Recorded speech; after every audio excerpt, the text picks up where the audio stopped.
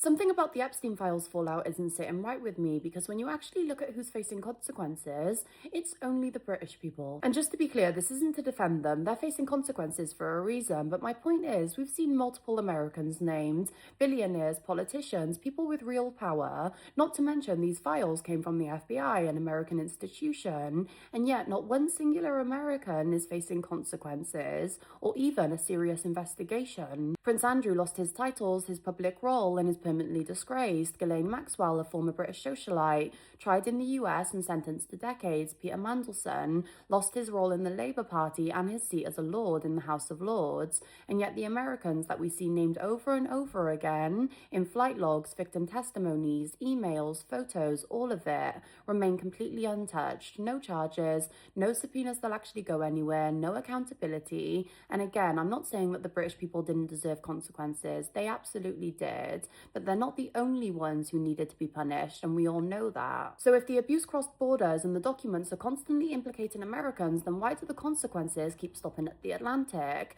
Because if this was actually about justice, it wouldn't look this lopsided. It wouldn't be one British royal, one British woman, and a few UK reputations set on fire, and then nothing. At this point, it's not even about proof, it's about permission. Everyone knows who keeps coming up, and everyone can see who's being protected, and the US government is actively refusing to touch it in any meaningful way. So when people asked why hasn't anyone been charged, the answer isn't complicated. It's because they don't want to open a door that they can't control.